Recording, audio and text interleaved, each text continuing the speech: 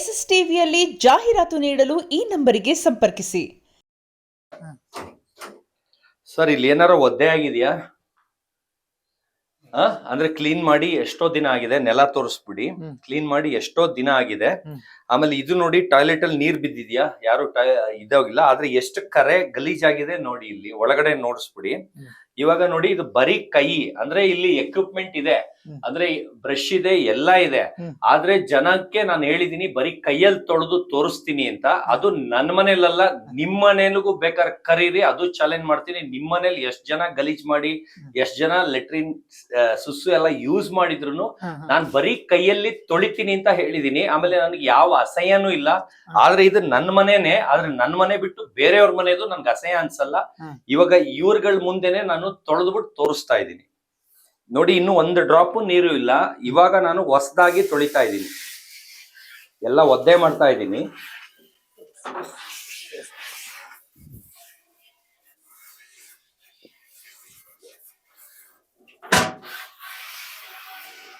ಬರೀ ಪ್ಯಾಂಟ್ ಮಾತ್ರ ಮಡ್ಚ್ಕೊಂತೀನಿ, white pant. ರೆಡಿಯಾಗಿ ಬಂದ್ಬಿಟ್ಟಿದ್ದೀನಿ, ನೀವು ಇಂಟರ್ವ್ಯೂ ಮಾಡ್ತೀರಾ ಅಂತ.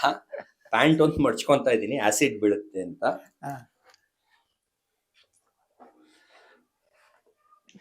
Sir great sir. ನೀವು ಹಾರ್ಪಿಕ್ಸ್ ಹಾಕ್ಬಿಟ್ಟು ತೊಳಿತಾ ಇದ್ದೀನಿ.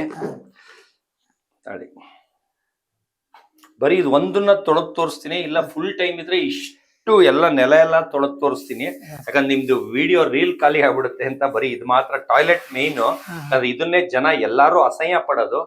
ಮೇಲ್ಗಡೆದು ಯಾರು ಅಸಹ್ಯ ಪಡಲ್ಲ, ನಾನು ಒಳಗಡೆದು. ಯಾಕಂದ್ರೆ ಈಗ ಟೈಮ್ ನಿಮ್ದು ಕಡಿಮೆ ಇರೋದ್ರಿಂದ ಡೈರೆಕ್ಟ್ ಅಂದ್ರೆ ಇಲ್ಲೆಲ್ಲಾ ತೊಳ್ಕೊಂಡೇ ನಾನು ಅಲ್ಲಿಗೆ ಹೋಗೋದು. ಆದ್ರೆ ನಿಮ್ಗೆ ಅರ್ಜೆಂಟ್ ಇರೋದ್ರಿಂದ, ವಿಡಿಯೋ ಇದಾಗೋದ್ರಿಂದ ಬರೀ ಇದು ಮಾತ್ರ ತೊಳಿತಾ ಇದ್ದೀನಿ. ಅಂದ್ರೆ ಒಳಗಡೆದೇ ಮೇನ್ ಎಲ್ಲಾರು ಅಸಹ್ಯ ಪಡೋದು.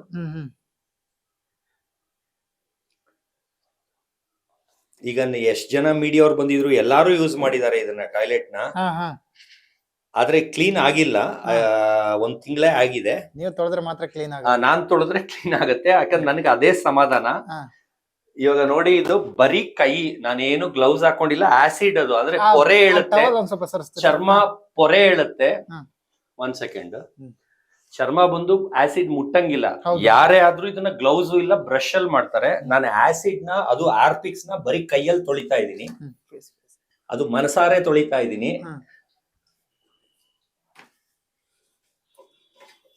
ಏನ್ ಸರ್ ಇದೆಲ್ಲ? ಒಳಗೂ ಕೈ ಹಾಕ್ತಾ ಇದೀನಿ ಸರ್, ಒಳಗುನು ಉರಿತಾ ಇದೆ, ಹಂಗೂ ಹಾಕ್ತಾ ಇದೀನಿ.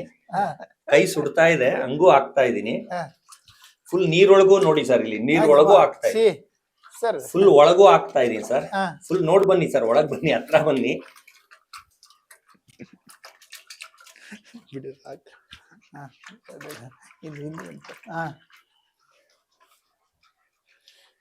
ಯಾರು ಏನ್ ಮಾಡಿದ್ರು ಅದೇನು ನನ್ಗೆ ಲೆಕ್ಕಕ್ಕೆ ಬರಲ್ಲ. ಇದು ಟಾಯ್ಲೆಟ್ ಕ್ಲೀನ್ ಆಗ್ಬೇಕಷ್ಟೇ. ಹೌದಾ ಸರ್? ಇದನ್ನೆಲ್ಲ ನೋಡಿ ಏನ್ ಅಸಹ್ಯ ಏನಿಲ್ಲ, ಮಕ ನೋಡಿ ಸರ್, ಏನ್ ಅಸಹ್ಯ ಮಕ ಮಾಡ್ಕೊಂಡ್ ಮಾಡ್ತಾ ಇದ್ದೀನಿ. ಮನ್ಸಿಂದ ಮಾಡ್ತಾ ಇದೀನಿ ಸರ್, ಮನಸಾರೆ ಮಾಡ್ತಾ ಇದೀನಿ. ಅಂದ್ರೆ ಇದು ಸ್ವಲ್ಪ ಹೊತ್ತು ಬಿಟ್ರೆ, ಇನ್ನ ಸ್ವಲ್ಪ ಹೊತ್ತು ಬಿಟ್ರೆ ಕರೆ ಇದಾಗತ್ತೆ. ಬೇಕಾದ್ರೆ ಆಮೇಲೂ ಇನ್ನೊಂದ್ ಸ್ವಲ್ಪ ಹೊತ್ತಾದ್ಮೇಲೂ ಫುಲ್ ತೊಳೆಯೋದು ತೋರಿಸ್ತೀನಿ ಸರ್. ಯಾಕಂದ್ರೆ ಒಂದು ಈಗ ಹಚ್ಚಿದೀನಿ, ಈಗ ಒಂದ್ ಲೆವೆಲ್ ಬಿಡ್ಬೇಕದು ಸ್ವಲ್ಪ ಹೊತ್ತು. ನೀವೇ ಮಕ ಸಿಂಡಿಸ್ತಾ ಇದ್ದೀರಿ, ನಾನೇ ಮಕ ಸಿಂಡಿಸ್ತಾ ಇಲ್ಲ ಸರ್. ನೋಡಿ ಕೈ ಘಮ ಘಮ ಆಗ್ತಾ ಇದೆ. ನೀವೇ ಮಕ ಸಿಂಡಿಸ್ತಾ ಇದ್ದೀರಲ್ಲ ಸರ್. ಏನ್ ಮಾಡ್ತಾರೆ? ಇನ್ನೊಂದ್ 5-10 ನಿಮಿಷ ಬಿಟ್ಟು ತಿರ್ಗಾ ತೊಳಿತೀನಿ ಸರ್. ಈಗ ಹಚ್ಚಿ ಬಿಟ್ಟಿದೀನಿ, ಇನ್ನ 5 ನಿಮಿಷ ಬಿಟ್ಟು ತಿರ್ಗಾ ತೊಳೆದು. ನಿಮ್ಗೆ ಯಾರು ಏನಾರು ಹೇಳ್ತಾರೆ, ಅದೇನ್ ಕೇರ್ ಮಾಡಲ್ಲ? ಏನ್ ಅವ್ರು ಕಟ್ಕೊಂಡು ನನ್ಗೇನಾಗ್ಬೇಕು ಸರ್? ನಾನ್ ಇರೋದು ಹಿಂಗೆ ಸರ್. ಅವ್ರೇನಾರ ನನ್ಗೆ ಕಾಸು ಕೊಡ್ತಾರ, ಇಲ್ಲ ಅವಾರ್ಡ್ ಕೊಡ್ತಾರ ಸರ್, ಏನು ಇಲ್ಲ. ನನ್ ಲೈಫ್, ನನ್ ಇಷ್ಟ, ನನ್ ಕೆಲ್ಸ ನಾನೇ ಮಾಡ್ಕೋಬೇಕು ಅನ್ನೋದು ನನ್ನ ವೇದಾಂತ. ನಾನು ಕಂಡವ್ರಿಗೆ ದುಡ್ಡು ಕೊಟ್ಟು ಮಾಡ್ಸಿದ್ರು ಅವ್ರು ಇಷ್ಟು ಚೆನ್ನಾಗಿ ಮಾಡಲ್ಲ. ಕಾಟಾಚಾರಕ್ ಮಾಡ್ಬಿಟ್ಟ, ನಮ್ಮ ಅಪ್ಪ ಬೈತಾರೆ, ನಮ್ಮ ಅಮ್ಮ ಬೈತಾರೆ ಅಂತ ದೂರದಿಂದ ಹಿಂಗ್ ಹಾಕ್ಬಿಟ್ಟು ಓಡೋಗ್ಬಿಡ್ತಾರೆ. ಆತರ ಕೆಲಸ ಮಾಡಿಸ್ಕೊಳ್ಳೋ ಬದಲು ನಾನೇ ನನ್ ಕೆಲಸ ಮಾಡ್ಕೊಂಡು ಮನೇನ ನೀಟಾಗಿ ಇಟ್ಕೊಳ್ಳೋದು ನನ್ ಕರ್ತವ್ಯ. ಅದಕ್ಕೆ ನಾನು ಹಿಂಗೆ ಮಾಡೋದು, ನಾನು ಹಿಂಗೆ ನಡ್ಕೊಳ್ಳೋದು.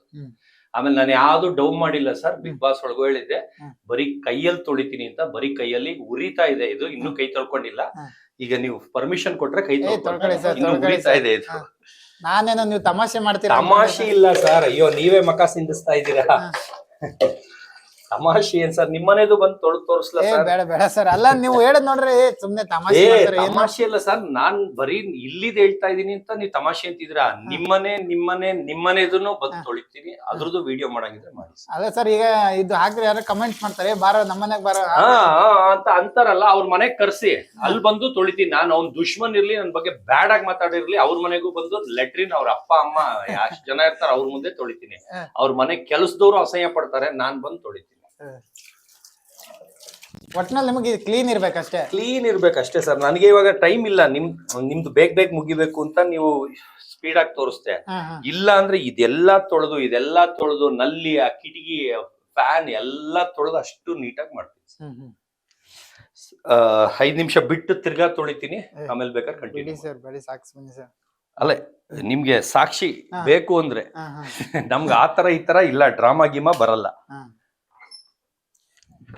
ಕ್ಯಾಮ್ರಾ ಮುಂದೆ ಹೇಗಿರ್ತೀರೋ ಮನೇಲೂ ಹಾಗೆ ಇರ್ತೀರಾ? ಅಲ್ಲ ನಾನು ಇರೋದು ಹೇಳ್ತೀನಿ ಸರ್, ನಂಬೋದು ಬಿಡೋದು ಅವ್ರಿಗೆ ಬಿಟ್ಟಿದ್ದು. ಆಮೇಲೆ ನಾನು ಯಾರನ್ನ ನಂಬಿಸ್ಬೇಕು, ನಂಬ್ಸಕ್ಕೋಸ್ಕರ ಮಾಡ್ಬೇಕು ಅನ್ನೋಂತ ಮಾಡಲ್ಲ. ನಾನ್ ಮಾಡ್ತಾರೆ ನನಗ್ ಕರೆಕ್ಟ್ ಅಷ್ಟೇ. ನನ್ಗೆ ಅವ್ನ್ ನಂಬುದ್ನ ಬಿಟ್ಟದ್ನ ಅವ್ನ ಪ್ರೂವ್ ಮಾಡ್ಬೇಕಂದ್ರೆ ನನಗೆ ನೆಸಿಟಿನೂ ಇಲ್ಲ, ನಂಗೆ ಇಂಟ್ರೆಸ್ಟು ಇಲ್ಲ ಸರ್. ನನ್ ಶೋಕಿ ನಾನ್ ಮಾಡ್ಕೊಂಡಿದೀನಿ. ಇಡೀ ಮನೆ ಕ್ಲೀನಿಂಗ್, ಒರ್ಸೋದು, ಕ್ಲೀನ್ ಮಾಡೋದು, ಸೋಫಾ ಒರ್ಸೋದು, ಸೋಫಾ ಕೆಳಗೆಲ್ಲ ಇದೆಲ್ಲ. ಇಲ್ಲಿ ನೋಡಿ ಮನೆಯಲ್ಲಿ ನಿಮ್ಗೆ ಕಸ ಗುಡ್ಸಕ್ಕೂ ಒರ್ಸಕ್ಕೂ ಜಾಗ ಇಲ್ಲ.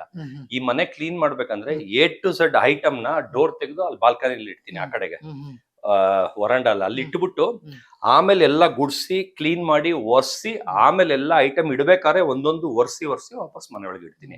ಯಾಕಂದ್ರೆ ಇಲ್ಲಿ ಮನೇಲಿ ನೀವು ನೋಡಿ ಎಲ್ಲೂ ನೆಲನೇ ಕಾಣಿಸಲ್ಲ. ನೆಲ ಎಲ್ಲಿ ಕಾಣಿಸುತ್ತೆ ಒಂಚೂರು ಹಂಗೆ ತೋರಿಸಿ ಸರ್. ಬರೀ ಐಟಮ್ಗಳೇ ಇರೋದು, ಓಡಾಡೋ ಜಾಗ ಎಲ್ಲೂ ಇಲ್ವೇ ಇಲ್ಲ, ಅಂದ್ರೆ ಕಡಿಮೆ ಇದೆ. ಈ ತರ ನೆಲ ಕಾಣೋದು ಕಡಿಮೆ.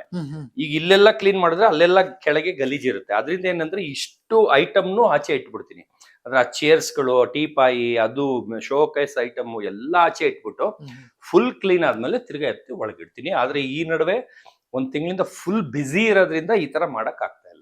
ಅಲ್ಲ ಸರ್, ನೀವೊಂದು ಡೈಲಿ ಲಾಗ್ ಯಾಕೆ ಮಾಡ್ಬಾರ್ದು ಸರ್? ನಾನು ನನಗೆ ಇಂಟ್ರೆಸ್ಟ್ ಇಲ್ಲ ಸರ್, ದುಡ್ಡು ಮಾಡೋ ಇಂಟ್ರೆಸ್ಟ್ ಇಲ್ಲ, ನಾನು ಯೂಟ್ಯೂಬರ್ ಅಲ್ಲ, ನನ್ಗೆ ಇಂಟ್ರೆಸ್ಟು ಇಲ್ಲ.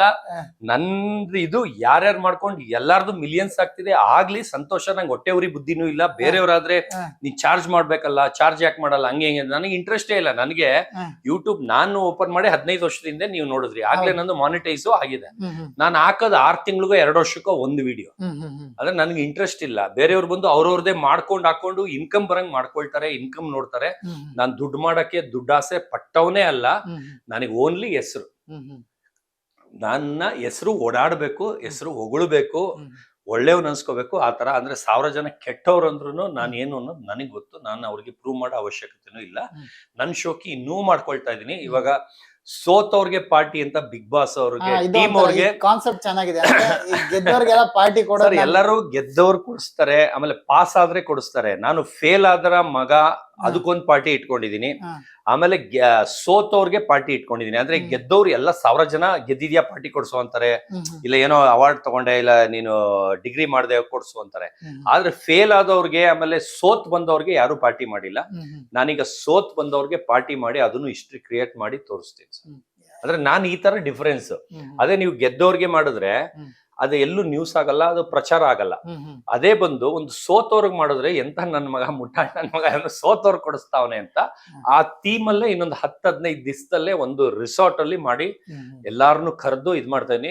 ತಾವುಗಳು ದಯವಿಟ್ಟು ಎಲ್ಲಾರು ಬನ್ನಿ. ಅಂದ್ರೆ ಪಬ್ಲಿಕ್ ಅಲ್ಲ, ನೀವುಗಳು ಮೀಡಿಯಾ ಅವರು ದಯವಿಟ್ಟು ಬನ್ನಿ. ಅಷ್ಟು ಪಬ್ಲಿಕ್ ನ ಸಾಕಷ್ಟು ಕೆಪಾಸಿಟಿನ ನನಗೆ ಕೊಟ್ಟಿಲ್ಲ. ಅನ್ನಪೂರ್ಣೇಶ್ವರ ಅಂದ್ರೆ ಒಂದ್ ಲೆವೆಲ್ಗೆ ಹಂಗನ್ಬಿಟ್ಟು ಊರವ್ರಿಗೆಲ್ಲ ಹಾಕಷ್ಟು ಇಲ್ಲ. ಅದೆಲ್ಲ ಇನ್ವೈಟ್ ನಿಮ್ ಕಳಿಸ್ತೀನಿ, ದಯವಿಟ್ಟು ಬನ್ನಿ. ಪಾರ್ಟಿ ಹೆಸರೇ ಸೋತವರ ಪಾರ್ಟಿ ಅಂತ. ಅಂದ್ರೆ ಸೋತಿ ಆಚೆ ಬಂದವ್ರಿಗೆ ಎಲ್ಲಾರ್ಗು ಯಾರನ್ನೆಲ್ಲ ಇನ್ವೈಟ್ ಮಾಡ್ಬೇಕು ಅನ್ಕೊಂಡೆ? ಅದೇ ಆಲ್ಮೋಸ್ಟ್ ಸೋತಿ ಬಂದಿರೋರು ಎಲ್ಲಾರು, ಇನ್ನು ಬರ್ಬೇಕಾಗಿರೋ, ಅಲ್ಲ ಇನ್ನು ಬರ್ಬೇಕಾಗಿರೋರು ಇದಾರೆ. ಸ್ಪಂದನ, ಕಾವ್ಯ, ಅಶ್ವಿನಿ ಗೌಡ ಮ್ಯಾಮ್, ಅಂದ್ರೆ ಅವ್ರು ಗೆಲ್ತಾರ ಪಾಪ ಅವರೆಲ್ಲ. ಅಂದ್ರೆ ನಾನು ಆಚೆ ಬಂದ ಮೇಲೆ, ಅಂದ್ರೆ ಅದು ಫಿನಾಲೆ ಆಗ್ಬೋದು, ಅದಕ್ಕಿಂತ ಮುಂಚೆನೆ ಆಗ್ಬೋದು. ಇನ್ನೊಂದ್ 1 ತಿಂಗಳು ಇದೆ ಅಷ್ಟೇ, ಇನ್ನೊಂದ್ ತಿಂಗಳ 40 ದಿವಸ ಏನೋ ಇದೆ. ನಾನು ಹೇಳ್ತಾ ಇರೋದು ಒಟ್ನಲ್ಲಿ. ಆದ್ರೆ ಗೆದ್ದವ್ರು ಕೊಡ್ಸಲ್ಲ, ಗಿಲ್ಲಿ ಕೊಡ್ಸಲ್ಲ, ಆಮೇಲೆ RJ ಅಮಿತ್ಗೂ ಕೊಡ್ಸಲ್ಲ, ಕರಿಯಲ್ಲ, ಕೊಡ್ಸಲ್ಲ ಅಲ್ಲ ಕರಿಯಲ್ಲ. ಫಸ್ಟ್ ಲಾಸ್ಟ್ ಬೇಡ, ನನ್ಗೆ ಇಷ್ಟ ಆಗ್ಲಿಲ್ಲ.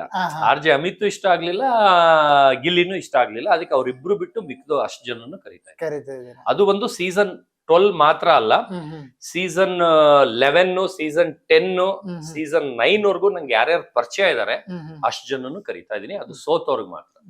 ಅದು ಯಾಕಂದ್ರೆ ಗೆದ್ದವ್ರು ಬಂದ್ಬಿಟ್ರೆ ಅದ್ರ ವ್ಯಾಲ್ಯೂಗೆ, ಟೈಟಲ್ಗೆ ವ್ಯಾಲ್ಯೂ ಹೋಗ್ಬಿಡುತ್ತೆ. ಇದು ಸೋತೋರ್ ಪಾರ್ಟಿ ಅಂತ, ಗೆದ್ದವ್ರು ಒಬ್ರು ಇರಬಾರ್ದು ಅಂತ. ಅದ್ರ ಸೋತಿರೋದ್ರಲ್ಲಿ RJ ಅಮಿತ್ ಒಬ್ರನ್ನ ಬಿಡ್ತಾ ಇದ್ದೀನಿ. ಯಾಕಂದ್ರೆ ಅವರು ನಮ್ ಬಗ್ಗೆ ತಿಳ್ಕೊಳಕ್ ಕೆಪಾಸಿಟಿನೂ ಇಲ್ಲ. ಆಚೆನೂ ಕಿಂಡಲ್ ಮಾತಾಡಿದ್ರು, ಒಳಗೂ ಕಿಂಡಲ್ ಮಾತಾಡಿದ್ರು. ಆದ್ರೆ ಕರಿಬಸಪ್ಪ ಅವರು ಬರ್ತಿದಂಗೆನೆ ಗೂಗಲ್ ಮಾಡಿ ಇವ್ನು ಒಳಗಂಗೆ ಹೇಳ್ತಿದ್ನಲ್ಲ, ಇವ್ನು ಯಾರು ಇವನು ಅಂತ ಎಲ್ಲ ಚೆಕ್ ಮಾಡಿ, ನಾನ್ ಬಂದ್ 2 ದಿನಕ್ಕೆ, ಅಂದ್ರೆ ಅವ್ರು ಬಂದು 1 ವಾರ ಮೇಲಾಗಿತ್ತು, ನಾನ್ ಬಂದ್ 2 ದಿನಕ್ಕೆ ಫೋನ್ ಮಾಡಿ, ಸಾರ್ ನೀವ್ ಹೇಳಿದ್ದೆಲ್ಲ ಅಷ್ಟು ನಿಜ, ಅಲ್ಲೆಲ್ಲ ನಿಮ್ನ ಅಷ್ಟು ಇನ್ಸಲ್ಟ್ ಮಾಡ್ತಾ ಇದ್ರು, ಬರೀ ಓಲ್ಡ್ ಬಿಡ್ತಾನೆ, ಓಲ್ಡ್ ರಾಜ ಹಂಗೆ ಹಿಂಗೆ ಅಂತಿದ್ರು, ನೀವ್ ಹೆಂಗ್ ತಡ್ಕೊಂಡಿದ್ರಿ ಸರ್ ಅಂತ ಅಂದ್ರು. ನಾನು ಅದಕ್ಕೆ ಹೇಳ್ದೆ, ಅಲ್ಲಿ ನನ್ನ ಹತ್ರ ಫೋನ್ ಇರ್ಲಿಲ್ಲಪ್ಪ ಏನಾರ ತೋರ್ಸೋದಕ್ಕೆ. ಅವಾಗ ಅವ್ರು ಏನ್ ಹೇಳಿದ್ರು ನಂಬಲ್ಲ ಅಂದಾಗ ಕತ್ತೆ ಮುಂದೆ ಕಿಂದ್ರಿ ಬಾರಿಸ್ದಂಗೆ ಅವ್ರ ಮುಂದೆ ನಾನು ಯಾಕೆ ಅವ್ರಿಗೆ ಓವರ್ ಆಗಿ ಅವ್ರ ಕೈಕಾಲು ಹಿಡಿದು ಹೇಳ್ಬೇಕು? ಒಂದ್ಸಲಿ ಹೇಳೋದು, ನಂಬುದ್ರೆ ನಂಬಲಿ, ಬಿಟ್ರೆ ಬಿಡ್ಲಿ, ಆಚೆ ಬಂದ್ಮೇಲೆ ಅವರೇ ತಿಳ್ಕೊಂಡು ಈಗ ನೀವು ಹೊಡೆದಂಗೆ ಅವರು ಹೊಡಿತಾರೆ ಅಂತ. ಆತರ ಕರಿಬಸಪ್ಪ ಅವರು ಕಲ್ಚರ್ ಫ್ಯಾಮಿಲಿಯಿಂದ ಹುಟ್ಟು ಬಂದಿರೋದ್ರಿಂದ ಅವರು ತಿಳ್ಕೊಂಡು ನನಗೆ ವಾವ್ ಅಂತ ಹೇಳಿ ಇವತ್ತು ನನ್ನ ಫ್ಯಾನ್ ಅಂತ ಹೇಳ್ತಾರೆ. ನಾವೇನು ಇಲ್ಲ ಸರ್, ನಮ್ಮ ಮುಂದೆ ನೀವು ಅಷ್ಟು ದೊಡ್ಡ ಮನುಷ್ಯರು, ಅಷ್ಟು ಸಿಂಪಲ್ ಆಗಿ ಲೆಟ್ರಿನ್ ತೊಳಿತಾ ಇದ್ರಿ, ಅದು ಬಿಗ್ ಬಾಸ್ ಮನೇಲಿ ಅಂತ ಹೇಳ್ತಾರೆ. ಅದು ನನಗೆ ಖುಷಿ ಆಗುತ್ತೆ.